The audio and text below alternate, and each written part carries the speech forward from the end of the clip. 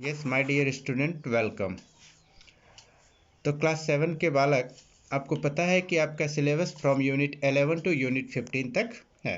Unit 11 practical geometry से related है, जिसमें आपको क्या करना है, कंस्ट्रक्शन ऑफ ट्रायंगल वाला पार्ट आपके लिए इम्पोर्टेंट है। कंस्ट्रक्शन ऑफ ट्रायंगल में आप देख सकते हैं 11B में क्वेश्चन नंबर 1 और क्वेश्चन नंबर 14 ये आपसे करवाए थे, यानी कि 11 के बी के फर्स्ट नंबर क्वेश्चन में जहां आपके पास में तीनों साइड दिया हुआ रहेगा, आपको कंस्ट्रक्ट करना है ट्रायंगल। और एक प्रैक्टिस कर लेना है आपको राइट एंगल ट्रायंगल, जिसमें 90 डिग्री का एंगल दिया हुआ रहेगा, बाकी के दो साइड दिए हुए हैं। ये ट्रायंगल आपको कंस्ट्रक्ट करना है, ठीक है।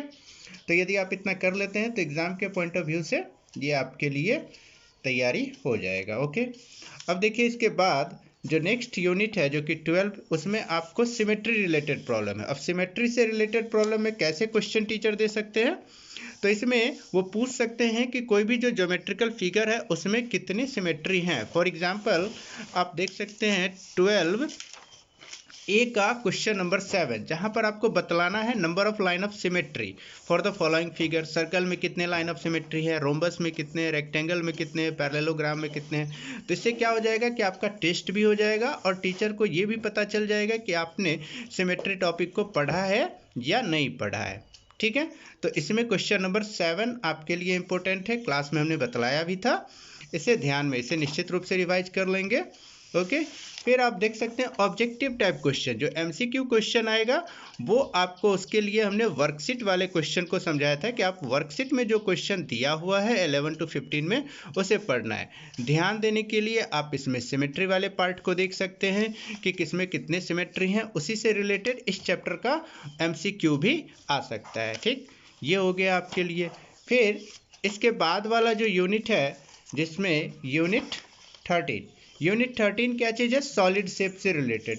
सॉलिड शेप में आप जानते हैं कि हमें काइट ही नहीं, नेट्स आपको बनाना रहता है, नेट का डायग्राम ड्रॉ करना है। ये सब जैसे देख सकते हैं नेट है क्यूबॉइड का, क्यूब का, किस तरीके से हम नेट ड्रॉ करते हैं।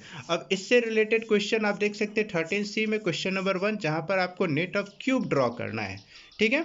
ये क्लास में हमने कहा था कि आप नेट प्रैक्टिस कर लेंगे। तो यहाँ 13C में क्वेश्चन नंबर 1 आपका इस तरीके से इंपॉर्टेंट क्वेश्चन है, जिसको आपको क्या करना है, प्रैक्टिस कर लेना है। ओके, ये चीज़ आप कर लेंगे। उसी से रिलेटेड इसमें जो एमसीक्यू क्वेश्चन बनेगा वो भी नेट से ही रिलेटेड, और कौन सॉलिड फिगर है और कौन सॉलिड फिगर नहीं है, जो कि यूलर्स फार्मूला से हम लोग टेस्ट करते हैं। यूलर फार्मूला को भी इसमें चैप्टर में आपको ध्यान में रखना है कि यूलर फार्मूला क्या रिलेशनशिप है, कैसे हम लोग उसको जांचते हैं, ठीक है। इस तरीके से ये आपका यूनिट 13 हो जाएगा।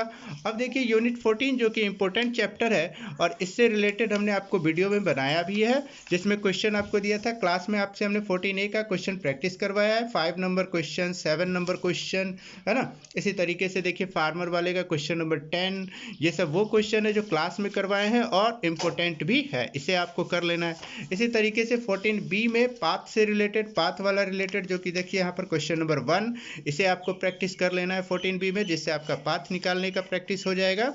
और फिर इसके बाद में जो चैप्टर है ट्रायंगल वाले से, ट्रायंगल और इसमें से, इस वाले चैप्टर में से आपको क्या करना है कि सिंपल क्वेश्चन ही प्रैक्टिस करना है। फॉर्मूला निश्चित रूप से ध्यान में रखना है कि एक पैरेललोग्राम दिया हुआ है, उसका एरिया बतला दिया गया, बेस दे दिया गया, हाइट निकालना है। किसी में एक डायगोनल दे दिया गया, दूसरा डायगोनल आपको निकालना है। ये सब क्या है, डायरेक्ट फॉर्मूला बेस्ड क्वेश्चन है इसमें से, ठीक है। दोनों ही चैप्टर से, एरिया और पैरेललोग्राम और ट्रायंगल, दोनों में बेस मतलब फार्मूला रिलेटेड क्वेश्चन रहेगा।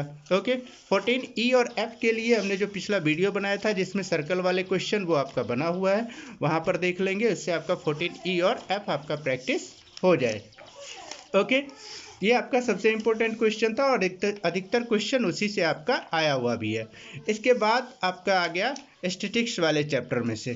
इसमें से हमने आपको समझाया था कि मीन मीडियन मोड वाले में से, ठीक है, आपको मीन निकालना है। जैसे कि इसमें देखिए 15B में क्वेश्चन नंबर 2 का फर्स्ट, यहाँ पर आपको मीन कैलकुलेट करना है, किस तरीके से निकालेंगे। तो क्वेश्चन नंबर 2 का फर्स्ट, ये 15B वाले एक्सरसाइज में आपको प्रैक्टिस कर लेना है कैसे मीन यहाँ पर निकाला गया है। जैसे 7 मार्क्स सब्जेक्ट का है, यहाँ पर मीन मार्क्स निकालना है, ओके, फार्मूला लिखेंगे और फिर मीन कैलकुलेट आपको करना है।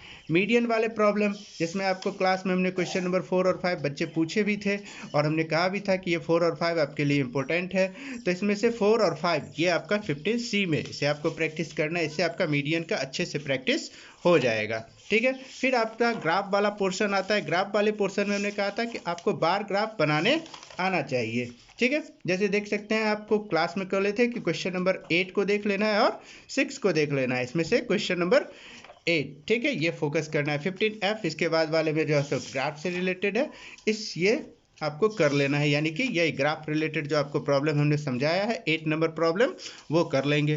प्रोबेबिलिटी वाला चैप्टर आपके लिए देख सकते हैं। प्रोबेबिलिटी में आपको लूडो खेलते हैं ना, वहाँ पर में ऑर्डिनरी फेयर डाई रोल कर किया जा रहा है। ऑड नंबर क्या आएगा, है ना, score less than 6, score more than 6। ठीक है, तो ये क्वेश्चन नंबर 3 यहाँ पर आप प्रैक्टिस कर लेंगे। इसी तरीके से probability of even number, odd number, यहाँ से क्या हो गया, टीचर को दोनों चीज़ जांचने में आ गया कि बच्चे को इवन नंबर ऑड नंबर पता है या नहीं है, और प्रोबेबिलिटी का क्वेश्चन भी हो गया। तो ये इन दोनों क्वेश्चन को इस चैप्टर में से आपको कर लेना है। Okay, thank you. अच्छे से एग्ज़ाम देना है और सभी लोगों को बढ़िया मार्क्स लाना है। Best of luck.